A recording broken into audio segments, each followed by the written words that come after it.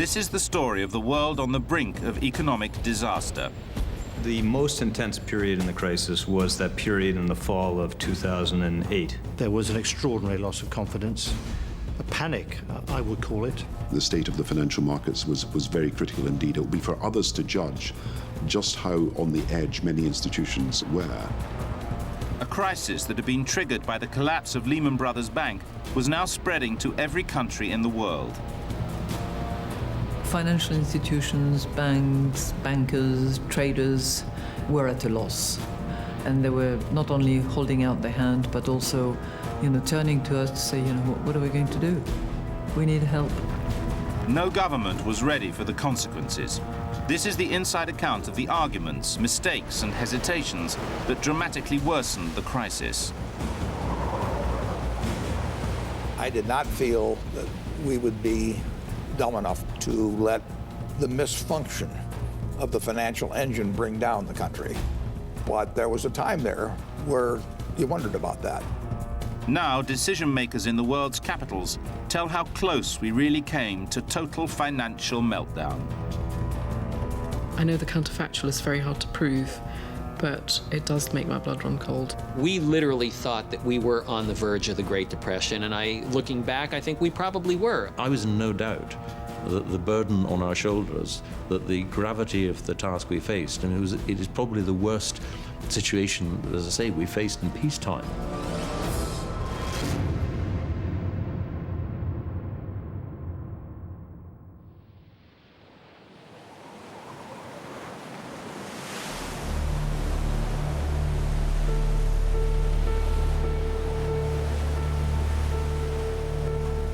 September is hurricane season in America.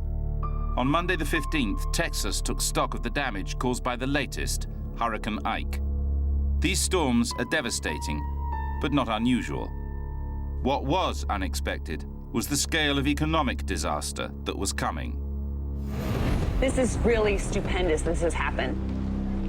That same day, Lehman Brothers Bank went bust. It was the start of a month when the world came within hours of catastrophe. With more on this, a lot of people expected it, and there were others who were just simply devastated. There was some classic loss. This is an event like a hurricane. It's unanticipated. I don't think any of us were smart enough to see it, and that's unfortunate. It was the biggest bankruptcy in history. It sent stock markets into a nosedive and the media into a frenzy. Something of a financial hurricane. A financial tsunami. One of the ugliest days I have ever seen. Quelle répercussion aura la faillite de la banque Lehman Brothers sur la finance mondiale? Nightmare on Wall Street. Very, very bad. Deutsche Bank mit einem Minus von 5,6%, Commerzbank ein Minus von 5,3%. A day of turmoil on the world's financial markets. The two capitals of international finance were especially hard hit. In New York, the Dow fell a record 504 points. The FTSE lost £51 billion in value. The dramatic numbers and anguished faces on Wall Street and the city were the obvious effect. But the events set in motion that day would have an impact far beyond these financial districts. The amount banks charged each other for short-term loans doubled overnight. That meant they couldn't afford to borrow money. Banks lost confidence in banks. The essence of a bank is confidence. If people don't have complete confidence in a bank, the bank will not be able to borrow the funds which it needs to lend to others in business or to families. So that confidence was at threat, and after the failure of Lehman Brothers, it ebbed away very quickly. It was the Lehman's collapse that really burst the dam that had been building up all summer. A 20-year global boom was over. All summer, banks around the world had been hemorrhaging money. But Lehman Brothers was the first to go. Lehman's failure made things dramatically worse, but coming into the fall, you had a global financial crisis that was getting accelerating momentum, had tremendous force at that point, and that's what's ultimately caused that failure. Lehman made things worse, though. There's no doubt about that. That Monday, Tuesday, and Wednesday were really a blur for me because we were all working so hard, looking at every tool we had, seeing where the fires were. Dozens of institutions were in trouble. The man running US economic policy during the crisis was Treasury Secretary Hank Paulson. He seemed to change America's policy day by day. He had just refused to bail out Lehman Brothers, but a week earlier spent $200 billion nationalizing America's huge mortgage holding companies. He spent $30 billion in March to save a bank called Bear Stearns. Finish up the briefing. Good afternoon, everyone, and I hope you all had an enjoyable weekend. No wonder the public was confused. Yes, you're right. Why did you agree to support the bailout of Bear Stearns but not Lehman? Yeah, the situation in March and the situation and the facts around Bear Stearns were very, very different to the situation we are looking at here in September. And I never once considered that it was appropriate to put taxpayer money on the line in resolving Lehman Brothers. But a day later, Tuesday the 16th, the policy changed again. The government spent $85 billion saving insurance giant AIG. Such as hedge fund SAC Capital. The paper also if the policymakers didn't seem to know what to do, how could the public hope to understand the complexities of banking and bailouts now coming at them? And if I may, a sincere congratulations to everybody out there who pays taxes in the United States. We just bought an insurance company. Congratulations. AIG, we own 80% of the world's biggest insurance company now, causing day 3 of the nationwide outbreak of huge banner newspaper headlines nobody understands. Oh my God, that giant number is attacking that 3-letter acronym. It was like a slow-moving train wreck. On Monday morning, lots of people woke up and said, well, that's not so bad. By Wednesday, the money market complex was under threat, and suddenly people realized this is something we're going to be talking to our kids and our grandkids for a long, long time. What happened on Wednesday, 3 days into the crisis, was unprecedented in modern times. The lubricant of the economy, the stable flow of US dollars, froze. And not just in America. They said that there were trillions and trillions of dollars crossing the ocean, and suddenly these dollars disappeared.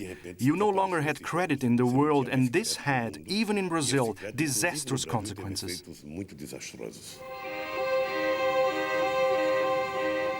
Lending between banks had already shut down, and big businesses, like banks, also need to borrow large amounts of money for very short periods. They use a kind of special IOU called commercial paper. By Wednesday, the Lehman's aftershock was closing the commercial paper market. We had been witnessing for the last 2 days a sequential freezing of market after market, deemed to be absolutely critical to the functioning of the capitalist system. I remember picking up the phone and saying, Jamie, drop what you're doing, go to the ATM, and take money out. Take the maximum $500 we can. And she said, why? I said, because I'm not sure the banks will be open tomorrow. I closed all my savings bank accounts today because I'll earn more with Lincoln Money Market Savings. Now I can do all my banking at Lincoln. Since the 1980s, Americans have been encouraged to put their savings in money market funds. Lincoln's new money market savings. If today's stock markets had these funds then lent this cash to banks and big businesses. Number one. Lehman Brothers have been a key player in this trade. It collapsed, owing almost $800 million to a money market fund called the Reserve Primary. Caught short of cash as a result, the Reserve Primary told its depositors they would lose money. It's something that the textbooks just never contemplate, which is the most safe and secure assets, having market participants look at them and say, these are not safe, and therefore we are not going to touch them. Depositors withdrew $300 billion from the money market funds. It threatened huge companies that rely on short-term loans for their day-to-day cash flow. There was an enormous amount of fear and anxiety as to what we were going to do because Money market mutual funds are one of the biggest providers of cash to all these large institutions in the country and essentially in the world. It all happened incredibly fast. By Wednesday, only 3 days into the crisis, credit for any institution, large or small, was unavailable. The crisis had entered a new and dangerous phase. Bank CEOs are calling and saying the interbank funding market is essentially seized up, something they've never seen before in their 40-year histories of being on the street. Not just banks and commercial banks, we were getting calls from large American businesses, blue chip businesses, saying they couldn't fund themselves, they couldn't make their payroll, they couldn't fund their inventory. These are some of the best American companies that have very little to do with financial markets, saying they can't access the basic funding they need to pay their employees. I would say it's fair to say there's a lot of panic. That's when we knew the time had come. For the first 3 days after Lehman Brothers fell, governments had responded to problems as they came up. The UK's banks had been suffering since the fall of Northern Rock a year earlier. Lehman's accelerated the process. We knew that we had banks collapsing around the world. We knew that we had very little time. The next to go was HBOS. On Wednesday, the government stepped in to help broker its sale to Lloyds TSB for £12 billion. There was no confidence within the system now that people knew exactly what was wrong with each individual bank. Did you not have to go further than that? Gordon Brown and his city advisor, Baroness Vadera, saw Britain might have to take on the job of rescuing the financial system. Their plan, when it came, would profoundly alter the story. But America got there first. The problem facing banks everywhere were huge bundles of mortgages they bought and traded during the boom. These were the so-called toxic assets. Banks borrowed money to buy them. It's called leverage. They increase leverage dramatically in a way that people can't even measure, either as to individual institutions or as to the system, but it's dramatic nevertheless. Leverage does increase profits in good times, but leverage also worsens losses. When property prices crashed, so did the value of these assets. But they were so complex, it was almost impossible for the banks to price them or sell them off. And banks all over the world had huge loans that still had to be paid. Banks couldn't raise enough money. Because they couldn't raise enough money, they had to sell some assets. They sold those assets, asset prices went down, had to sell some more assets because they lost some capital, and so it went on. They hadn't got enough capital, they hadn't got enough liquidity, and they were also having difficulty raising funds.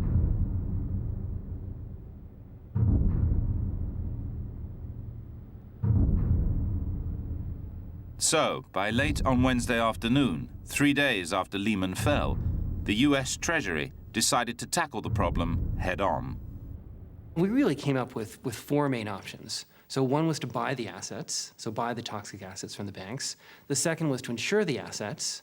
The third was to actually just inject capital to buy stakes in financial firms directly. And then the fourth was, let's just bail out all the homeowners.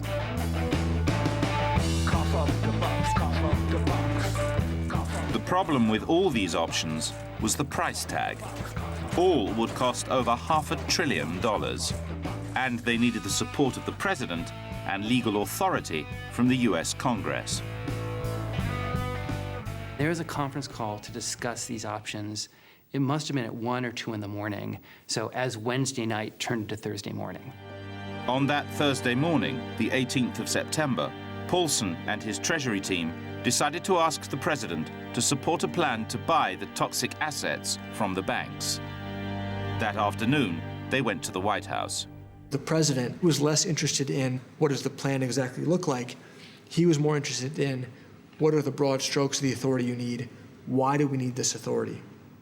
We were in that situation right then. The question is, should we take action, which after the fact might have been unnecessary and might create some problems down the road, Or should we simply not take action, hope that things work out, but if they don't, and we end up in the Great Depression, the costs of having gone that path would be extreme. The president approved the plan to ask Congress to pass an emergency bill giving the Treasury authority to buy up the toxic assets. The news leaked almost instantly. And I've just got a wire here that says that Hank Paulson and Ben Bernanke are about to meet people on Capitol Hill, the lawmakers here, to talk about that. We don't know for definite it's sure. It was sure. An hour later, America's central bank chairman, Ben Bernanke, and Hank Paulson called on the most powerful politicians in Washington. We have a financial crisis in our country, that we're here to work together for solutions that resolve that crisis in a way that... We did not know what they were going to say, and what they said was, look, our intervention agency has staved off disaster, but not for a very long period of time. Secretary Paulson said that if he didn't get proper authorities within 48 hours, the banking system would collapse. And everybody just sort of looked at him like he wasn't serious. And then he turned to Chairman Bernanke, and Chairman Bernanke said that if Secretary Paulson didn't get proper authorities within the next 48 hours, the banking system would collapse. We are talking about not a recession, but even beyond a depression, just a complete stoppage. That was a pretty stark statement. I mean, it was almost a surreal event. It was so overwhelming in its implications. Paulson asked for authority to buy hundreds of billions of dollars of toxic assets from the banks. It would free up the banks to raise their own capital and start lending again. Then one of the group asked an awkward question. Secretary Paulson said, we want to buy these at taxpayer expense. And I said, I knew that was a terrible deal for the taxpayers. I said, there has to be an alternative. Because he said, what the banks need is capital. And I said, why not inject capital into the bank? The congressman was suggesting the government buy shares in the banks, partially nationalizing them. Simpler, but heresy within Bush's Republican Party. The problem is, I believe it's socialism. You know, the government's involved, owning private property, owning stock here and there. I think it's a road to disaster. It's not a good road. We've tried it in Europe. It never works. It's always you go back, they want more money from the taxpayers. Paulson left the meeting and announced that America was united and was marching full speed ahead with the plan to buy up toxic assets. Secretary of the Treasury, Mr. Paulson. Thank you very much, Madam Speaker. I think we saw the best of the United States of America in the Speaker's office tonight. This country is able to come together and do things quickly when it needs to be done for the good of the American people. Action on both sides of the Atlantic to try to end the US stock market has recorded the biggest rise in share prices for nearly 6 years, amid expectations that the federal government is about to... The fact America was at last acting was enough to boost worldwide markets. In London, the FTSE rose over 400 points.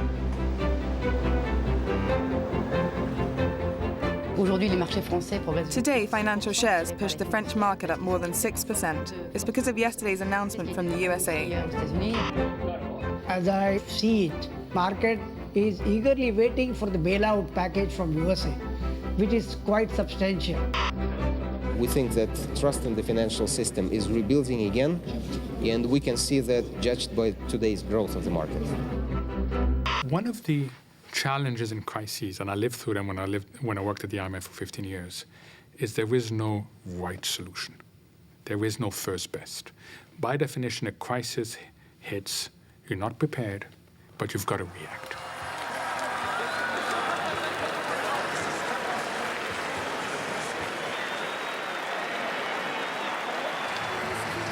But it was a very bad time to be asking Washington to be doing anything, let alone save the world from an economic catastrophe. Elections were 6 weeks away. Getting lawmakers to agree on a bailout bill would be hard. So I do think it's extraordinarily important that Congress take action. I understand. And I have every confidence that Congress will go along with this, that we will get this. Package, Treasury proposal as restoring a normal functioning to the credit markets. And Paulson had gone to Congress 3 days after Lehman collapsed. It was now day 9, and they were still debating the bailout bill. The price tag was $700 billion, and it was deeply unpopular. I got 3,000 calls in my office from constituents. 3,000 of those calls were against the bailout. I got 1 call in favor of the bailout, and that was a call from Hank Paulson. At this point, I do not think the world is in desperate need of hearing any more on me from this subject. I therefore waive my 5 minutes and recognize the ranking member, who's not here. I was with Secretary Paulson at the hearing, and one of my colleagues had to hand him a note. The note said that Republican presidential candidate John McCain had just announced he was going to lend a hand in the crisis. I'll suspend my campaign and return to Washington. I've spoken to Senator Obama and informed him of my decision, and I've asked him to join me. John McCain set off for Washington to broker a deal on the bailout bill at the White House with Barack Obama and President Bush. The problem was, nobody had actually asked him to help. Hank Paulson was furious. We really didn't want this to be debated on the campaign trail. So he was, I would say, frustrated is a demure way to say how he was about the fact that this was now entering into the election. McCain's intervention would waste valuable time and cost the world dear. Leaders of the House and the Senate for coming. I appreciate our presidential candidates for being here as well. We're in a serious economic crisis in the country, and if we don't pass a piece of legislation. Speaker Pelosi started by saying that she was going to allow Senator Obama to speak for the Democrats, and he began by speaking and asking a few questions. The Republican McCain refused to say if he supported the plan to buy up the toxic assets. The Democrats goaded him for it. I don't recall Senator McCain making any statements one way or the other in terms of what we were doing. I think he was basically keeping his powder dry. Finally, the president, who had seemed somewhat distracted, I think realized what was happening and said, okay, the meeting's over. McCain returned to the campaign trail. There would be no agreement that week. Set us back significantly. I mean, we lost a few days. All of the kind of national parties were looking towards their candidates as to how to think about the bailout, which made things profoundly difficult.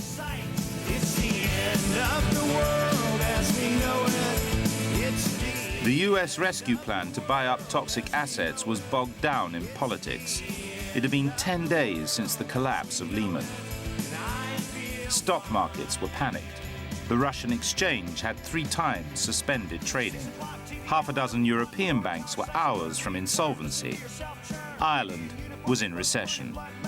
The veneer of international unity began to crack. The French president was the first to break rank.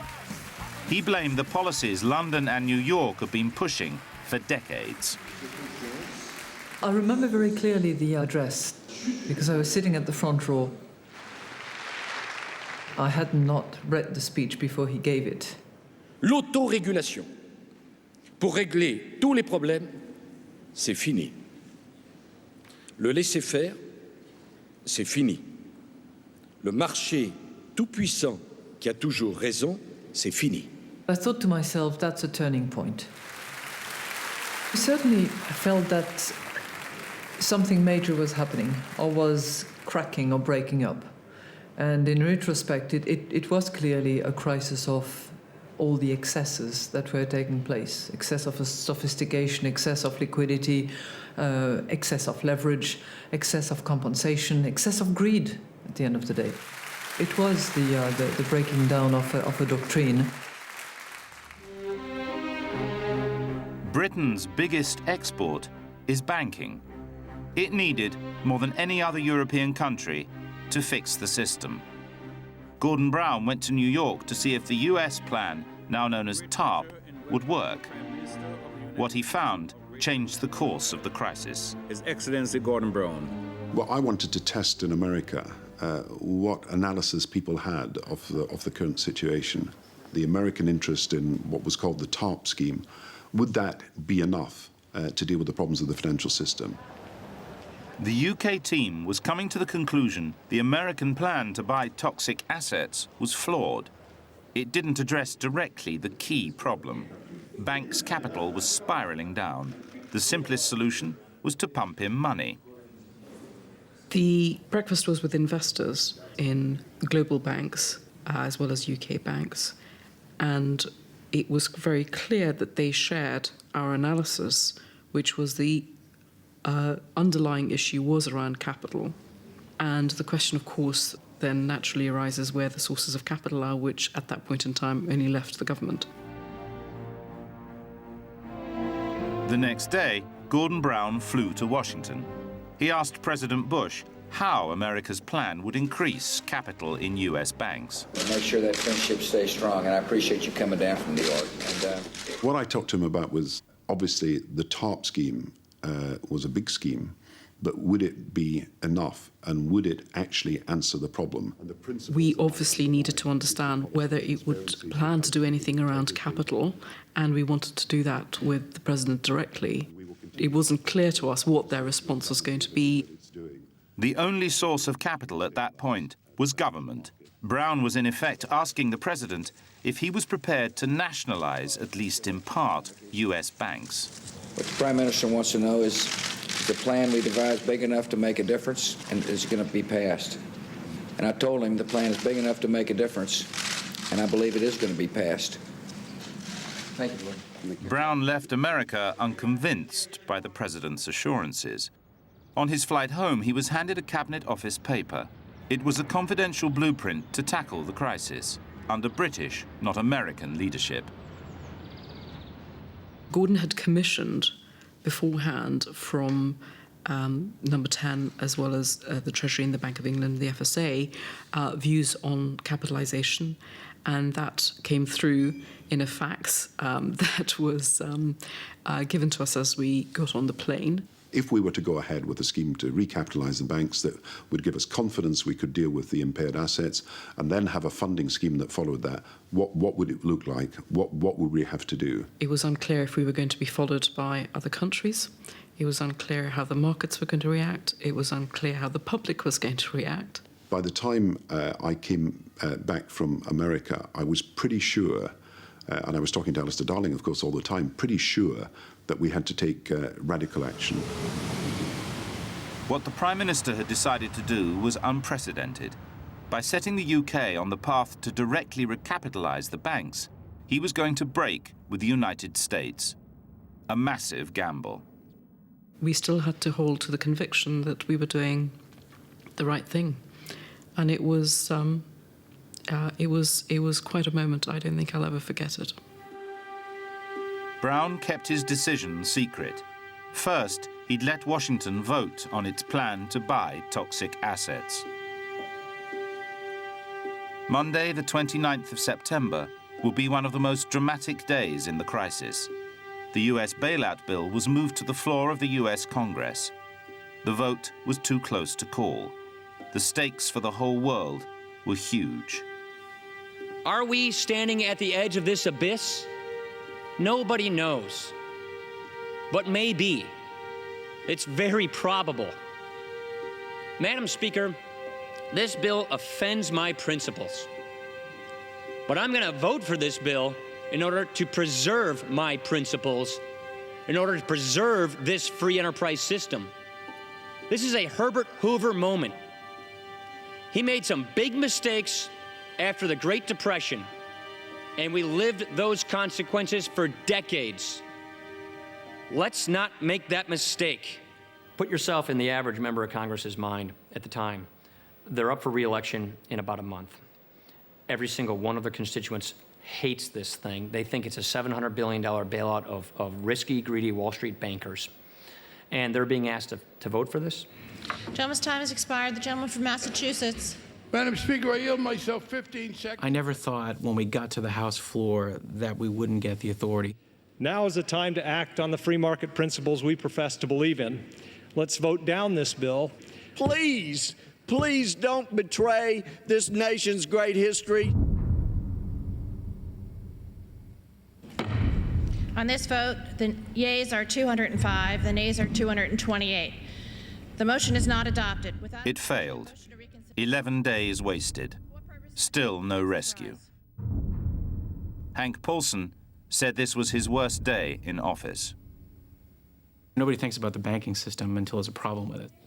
If we had explained that a little bit better and said that it's not just a Wall Street problem, it's a credit problem, and everybody needs credit, from students to workers to small businesses, we probably would have had a little buy-in earlier. It took another 4 days to pass the bill. But by then, the damage had been done. Well, I'm standing on a corner with $1 in my hand. Within minutes of the no vote, the stock market crashed by a record 777 points. In London, RBS shares lost a fifth of their value. The lending rate between banks skyrocketed. Or must I hesitate? It was disappointing to see that the Congress either did not perceive the gravity of the situation or to think, well, Lehman Brothers catastrophe was not enough. What else is going to be needed? It was a Black Monday. Government stepped in to save major banks in France and Belgium, the Netherlands, Germany and Britain. And then there was Ireland and Iceland. All over Europe at that same time, the governments were facing the same kind of problems. And we didn't really know how they were reacting, and we didn't really know what the reaction to their reactions would be and how that would then affect us. The approach of the Icelandic Coast Guard vessel Baldur was observed without comment. Baldur is commanded by Captain Bjarni Helgason, who claimed the very last cuttings of British warps. When Iceland fought the Cod War with Britain in the 70s, it lived off fishing. But during the boom, it was transformed into a banking centre and grew rich using high interest rates as bait to lure foreign depositors. With this cash, they borrowed even more from overseas. The Lehman collapse and the credit freeze hit one of Iceland's banks particularly hard. It was nationalised on Monday the 29th. But it proved a costly move. Iceland's banks had debts 8 times the country's GDP. International depositors didn't believe it could meet them. They began withdrawing money. A run on Iceland started. What we thought and saw immediately was that most likely our sort of deposit funding in the UK and in the Netherlands would become under siege. We would have to be extremely lucky if we would get away from this unharmed. Like Iceland, Ireland had been riding the boom. Low taxes, cheap credit, and the euro had fueled an Irish building bonanza. But the property market crashed, taking the banks with them. Ireland's finance minister was in emergency session on the same Monday of the bailout vote in America. In the early evening, I received a call indicating to me that the chief executive and chairman of the 2 leading Irish banks, the Bank of Ireland and the Allied Irish Bank, wished to meet us. The bank chiefs told him the entire Irish banking system was on the verge of collapse. We were anxious to avoid that at all costs. The policy options available to us were to immediately nationalise an institution. If we immediately nationalised that institution, the risk was that it could lead to a systemic collapse of all the other institutions. We decided that the best course of action was to guarantee the 6 institutions which exclusively looked to Ireland for their protection. They didn't hesitate. Brian Lenihan scheduled a press conference for the next morning. Were liquidity to dry up in the Irish banking system in the weeks ahead, the inevitable result would be economic catastrophe for this country. He announced Ireland would guarantee its banks. the principle of united European action, was rupturing. It was a bold move, with far-reaching consequences. Anybody in the EU holding euros could transfer them to Ireland. And he didn't tell Europe until the last minute, when he called his French counterpart, Christine Lagarde. She was the president of the European Finance Council at the time, and I felt she was the appropriate person on the political side to advise. And so I spoke to her in French and advised her that we were guaranteeing the Irish banks. He gave me a call. It was prior to the opening time of on the stock market, and I thought, oh, gosh.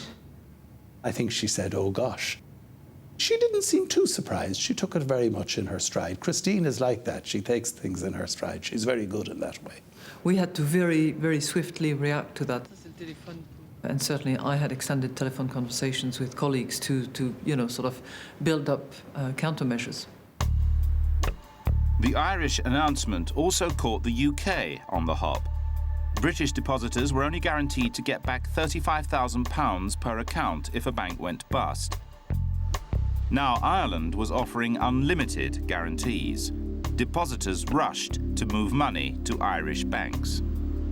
It just would have been a lot better if we'd known in advance, because we'd have had proper measures in place in the morning when the branches opened. Now, we had to do it over a period of days. But I say it wasn't just us that was concerned. You know, France was concerned, Germany was concerned. The lesson you draw here is you can't do these things on your own. You've got to talk. It was 17 days since Lehman collapsed. Europe was at loggerheads, America getting nowhere. And on camera at least, Gordon Brown wasn't ready to announce anything but platitudes. We are dealing with the problems one by one that have emerged as a result of the fallout from America. But I think everybody knows that the foundation of your ability to run your lives financially is that you have trust in the financial institutions. And I'm determined. We had to get all the details. We had to look at the individual banks. We had to look at what was necessary. Of course, we're in regular touch with the Treasury. We were working together. We had to get a new plan. I was definitely under some pressure from the Prime Minister to get it delivered on time. The next day, Gordon Brown's business minister, Shriti Vadera, secretly brought together a group of city bankers to work out details of the British plan. Her office rang up on Thursday morning. We were sort of expecting a call of sorts. We didn't quite know how it would work, but we realised that weekend and the next few days were crucial.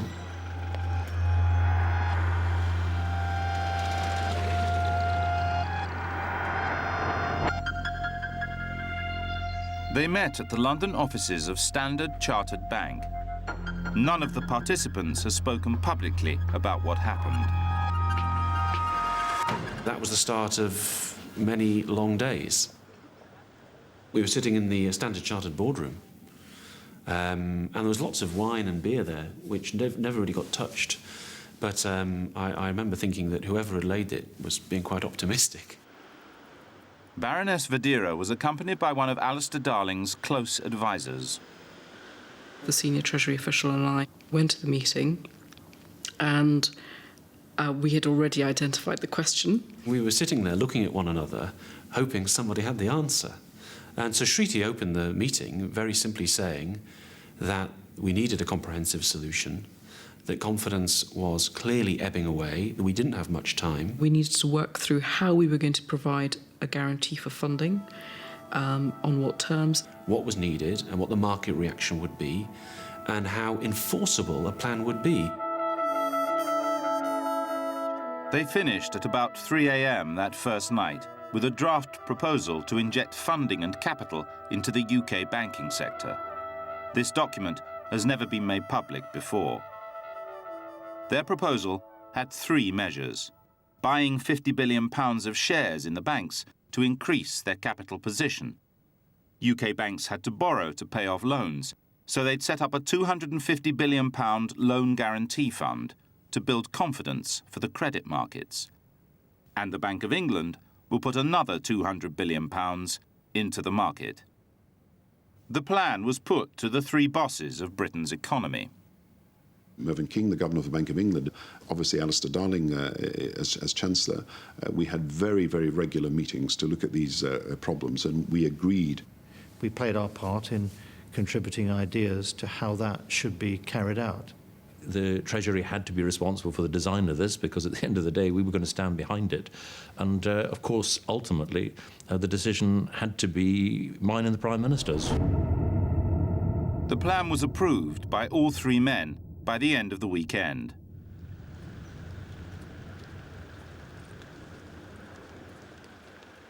Get this treaty. Any news on the banking bailout, Lady Badera? Treaty? Any news? There was plenty of rumour circulating, but nothing concrete had leaked. We thought we were going to have a bit more time to get the banks in and explain it to them and get them to sign up to it, which we assumed would take a little bit of time. And I think the idea was probably, there was no hard deadline, but I think it felt like it might take a week. He was wrong. They had very little time indeed. The climax of the crisis was approaching fast. Investors were scared by the rumours and wanted to get their money out of the most fragile banks.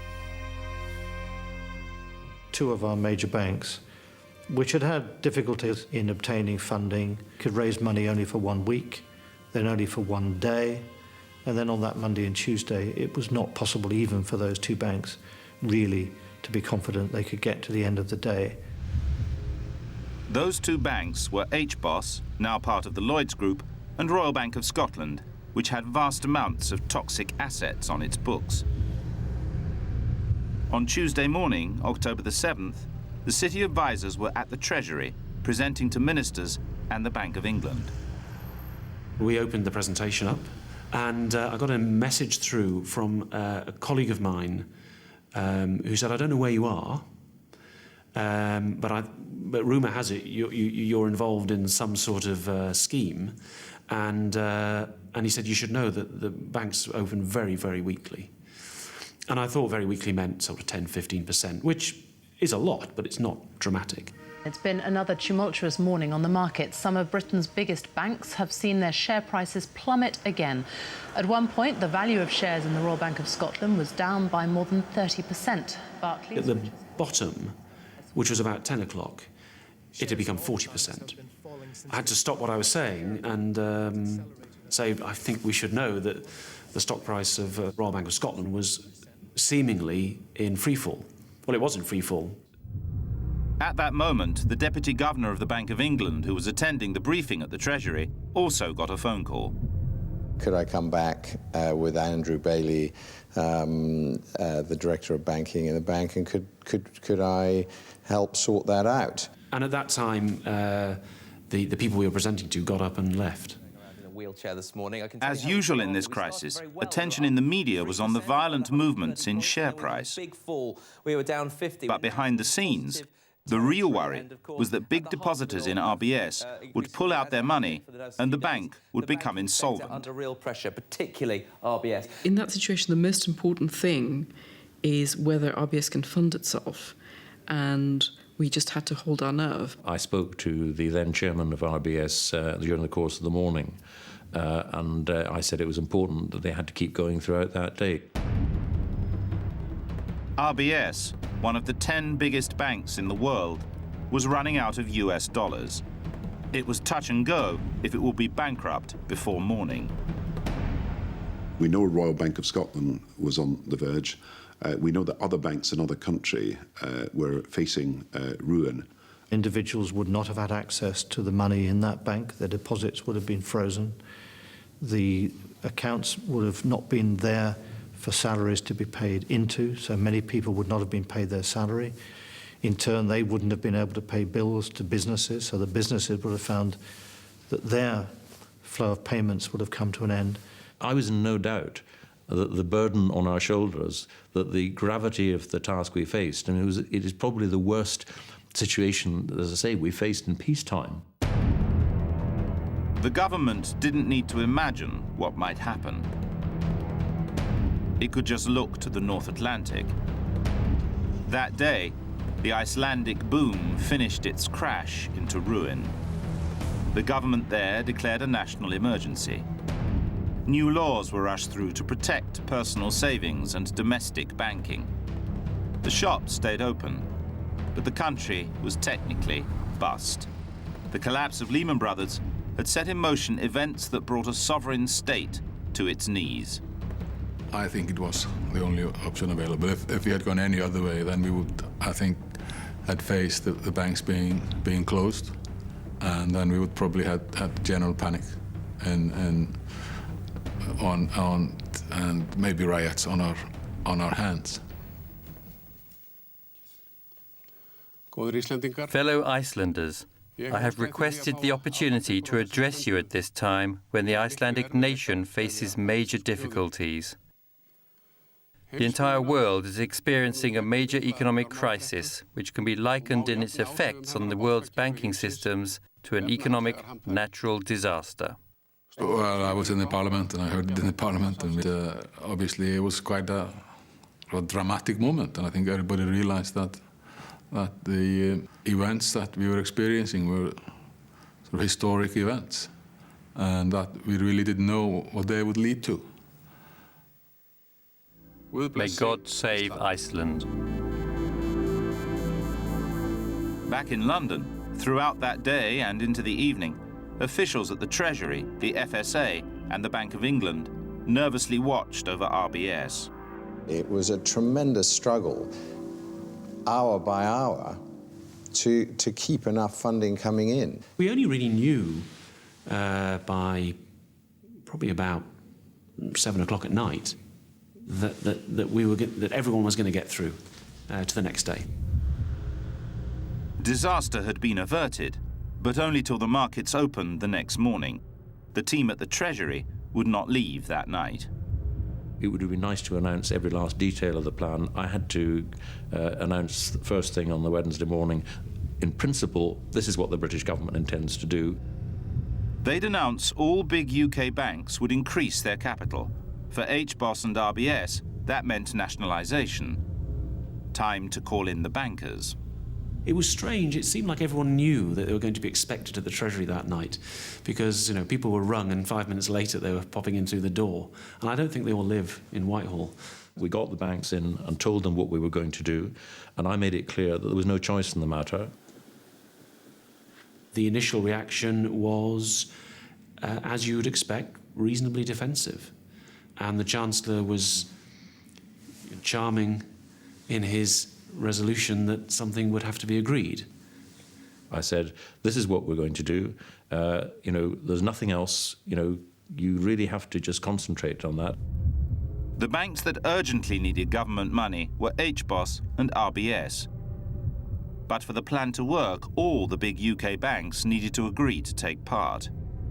A message of the British banking system is resilient, it is strong. We, the government, will do whatever it takes to ensure that it can cope with the pressures being placed on it. RBS boss Sir Fred Goodwin reportedly denied he needed government capital, claiming RBS just had a liquidity or cash flow shortage. I don't have a capital problem, I have a liquidity problem. After it was said, the room went quite quiet for a while, and one of the other chief executives said, everyone knows it's your problem. Sir Fred declined to be interviewed, but he said it is not true he did not understand there was a capital issue. He believed the immediate issue was liquidity. The bigger long-term issue was capital. The RBS view was it didn't have a capital problem, whereas it most certainly did, and that's why we own 70% of it now. Goodwin said he was particularly upset at the suggestion there was some dispute at the meeting. I think one of the lessons that we need to draw from this is the first line of defence is having people sitting in a bank boardroom that understand what is going on in their own business. Is this a new dawn for our troubled banks? A dramatic morning, the final chapter of the Chancellor, Alistair Darling, is due to give details in... The cameras were out early the next morning. Everybody knew this was a make-or-break moment for the country, possibly the world. The Bank of England quietly prepared to loan RBS and HBOS enough cash to keep them going to the end of the week. And the Chancellor and the Prime Minister prepared to announce their plan. When Gordon Alistair stood up and made the announcement on the Wednesday morning, for me was the scariest moment, because at that point we had no idea who was going to follow, no idea what the markets were going to think, no idea what the public was going to think, no idea if it would really boost confidence. The problems that started in America, these are also global problems. Global action is required. This is a long haul, and we have invited other European countries to consider proposals we have put to them this morning. The day that we announced the recapitalisation of the British banking system, I was hoping that the rest of the world, at least the major countries in the world, would follow. We hadn't yet persuaded other countries that it was a necessary thing to do, so it was a very difficult day for us. What we wanted to do here, we were putting up £50 billion of taxpayers' money. Nobody had ever done that before. Nobody had ever talked in these sort of figures before. It could have been an initiative that went entirely wrong because no other country was prepared to support us. For the plan to work, they needed America and Europe to sign up. Brown set off for Paris to convince the Eurozone countries, while Alistair Darling and Mervyn King went to Washington to sell it to a gathering of the International Monetary Fund and the G7's finance ministers. This wasn't the normal IMF meetings, where you meet for a couple of days and you produce a 10-page communique and you all go home again. There was, in my experience, for the first time at international meetings, a sense that the collective need outweighed the interests of any individual country. One of the finance ministers in particular haunted the proceedings, a warning to the others of what fate awaited them if they failed. Iceland was bankrupt, a victim of its banks. I don't think I've ever left Iceland with as much money as I did at that time, because I didn't know when I would be checking out of the hotel whether my credit card would be working at all.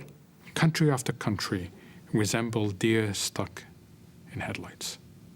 They were paralyzed.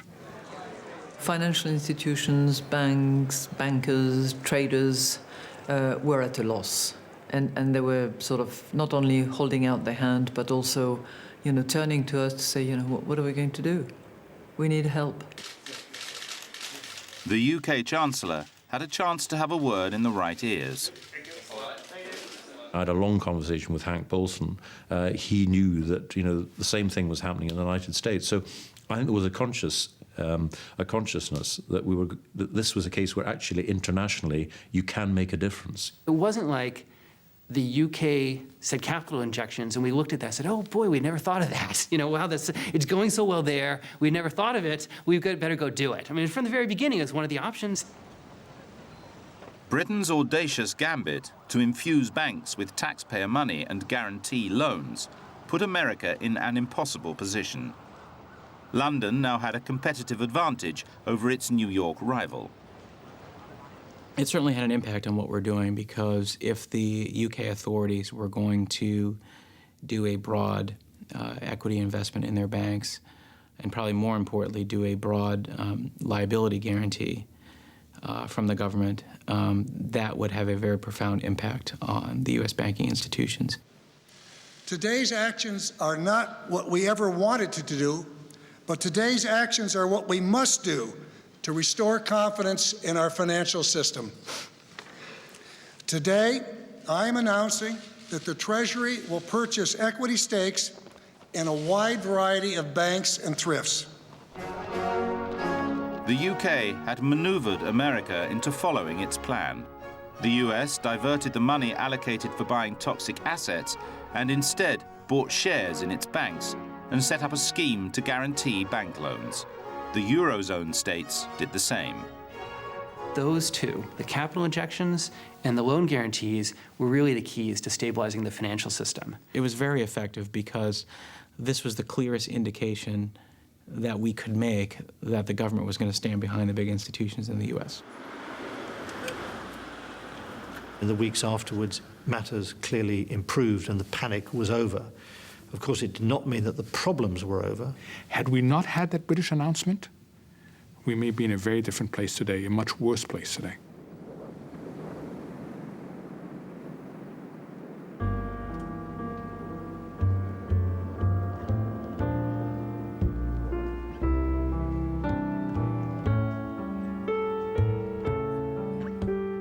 By the end of the year, policymakers were confident the cash machines would stay open. But even that could not prevent the first Great Recession in the age of globalization. In Britain, 750,000 jobs have gone in the last year alone. The recession has touched almost every country. I don't think there is anything comparable to that unless you go back to 1914 or the 19th century, and I think the global consequences there were probably less than we saw last autumn. I think the fault lies with the rich countries. Why? Because they believed for decades the market by itself could resolve all problems. So when the market proved to be fragile, incompetent, then the state started to see that they had to act, and act decisively.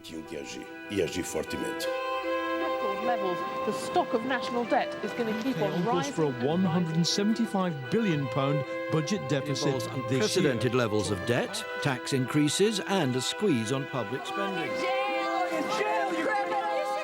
The crash was decades in the making. The final cost will not be known for years. Since the collapse of Lehman Brothers, governments have spent or pledged at least $6 trillion to fight the crisis. The Treasury says UK national debt could rise by 20% to around £1 trillion in 5 years, equivalent to £16,000 per person. However, its investment in the banks could eventually turn a profit. Even right up until September, most of these big banks basically are pretty disdainful of government. What's blindingly obvious is there are certainly global institutions when things are going well, but they become very, very local when things go badly. And then, here they are turning up at the front door of the Treasury saying, "Could you help, please?" The world's 20 biggest economies all now profess the need for stricter regulation. But in the 4 times they've met since the fall of Lehman, reaching consensus has been difficult. If we wait until after the fact, the appetite for better and appropriate regulation will be gone. And everybody will be back to business as usual, and we run the risk of our taxpayers saying, well, we're paying all this money, but what's in it for us at the end of the day? Aren't you promising a better world? The Lehman collapse shattered assumptions built up over decades. That modern finance eliminated risk. That asset prices would only rise, and the market operates best when left alone. And perhaps biggest of all, the collapse of Lehman shattered the illusion that we can ignore history. There's no new paradigm here at all. This is something we've seen on many occasions over several hundred years. But the fact that we've seen it in the past and not been able to improve things is a worry. This is one of a long series of financial crises. It's been the biggest one, perhaps, ever, but it's come out of almost the same sort of problems that we've seen in the past. People who think the world has changed, I'm afraid, have not read history. From the South Sea bubble to the dot-com boom, from 1929 to 2008, every crash is a story of its time. But they have all shared a common theme: a reckless love of money.